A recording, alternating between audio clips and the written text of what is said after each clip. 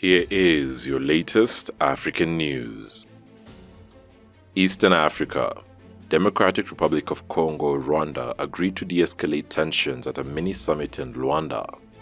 The Democratic Republic of Congo and Rwanda have agreed to a de-escalation process following weeks of rising tension over rebel fighting in Eastern Democratic Republic of Congo, the Congolese president said on July 6th after mediated talks, but the talks mediator, Angolan President João Lourenço, went further announcing a ceasefire although giving no details. Violence has flared between the Congolese army and the M23 rebels and is ongoing. The DRC has repeatedly accused Rwanda of backing the M23, a charge the country has always denied. Tshisekedi's office said a roadmap had been established towards normalizing diplomatic ties, including through ending hostilities involving the M23 militia in Eastern Democratic Republic of Congo. A mostly Congolese Tutsi rebel group, the M23 or March 23rd movement, first leapt prominence when it briefly captured the eastern Congolese city of Goma in 2012 before it was driven out in a joint UN-Congolese offensive. After lying mostly dormant for years, the M23 resumed fighting last November after accusing the Congolese government of failing to honor an agreement to incorporate its fighters into the army. Fierce fighting has seen the rebels make significant advances in eastern Congo. Last month, M23 fighters captured the strategic town of Bunagana on the Congolese-Ugandan border. At the end of the talks, the Congolese presidency said the three presidents had decided upon a de-escalation process between the DRC and Rwanda. Lourenço, who is also the chairman of the International Conference for Great Lakes Region, mediated the talks at the request of the African Union after the violence grew into a diplomatic face-off between the two neighbors. Burkina Faso. Sankara's family wants ex-President Compaoré arrested.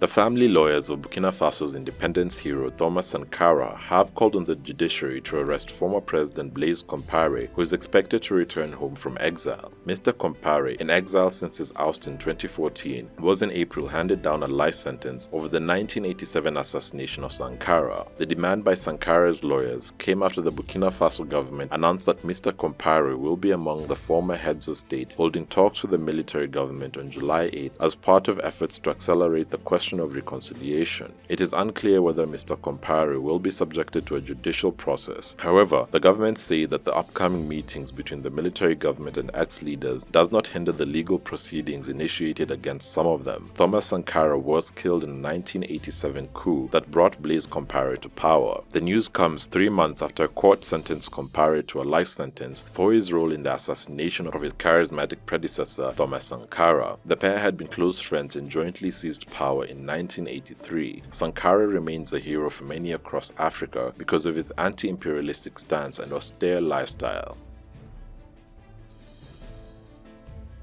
Diaspora. Outrage after video of police fatally shooting Jayland Walker released.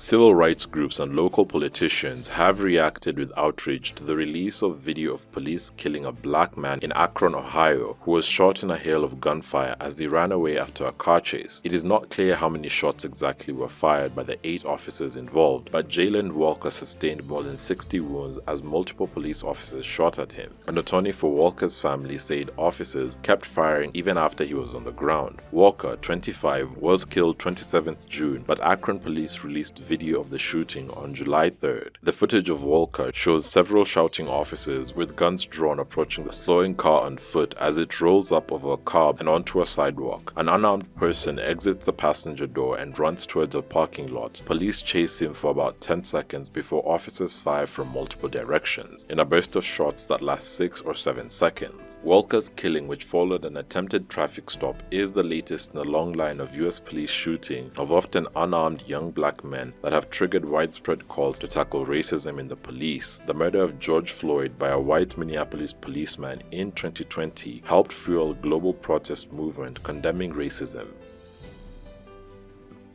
South Africa. SA holds state funeral for 21 club victims as government is criticized.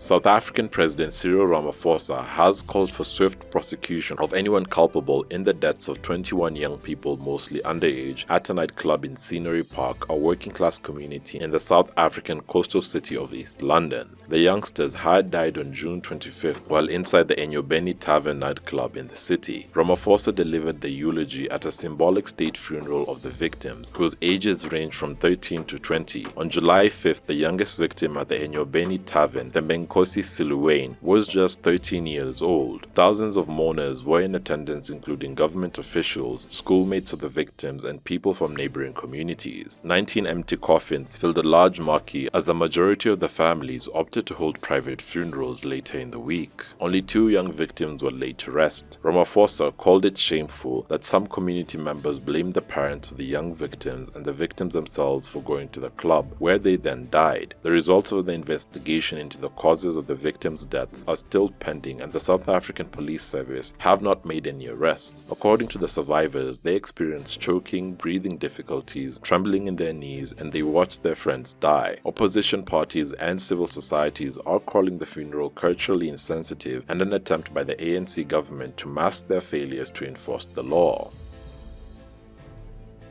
Diaspora. California land taken from black couple returned to heirs.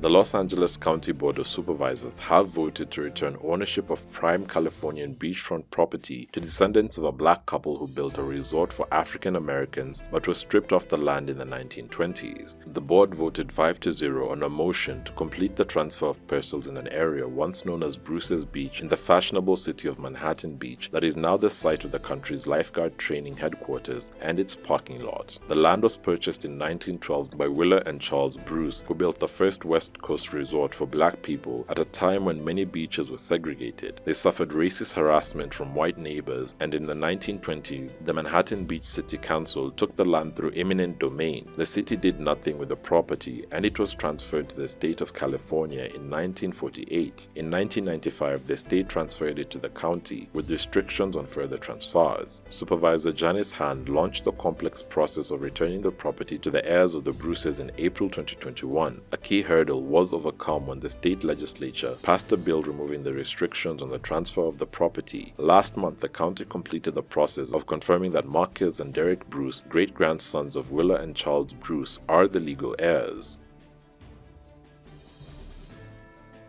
Thanks for watching. Please subscribe, follow, share and like our video. It's the best way of supporting us, and remember, Africa is watching.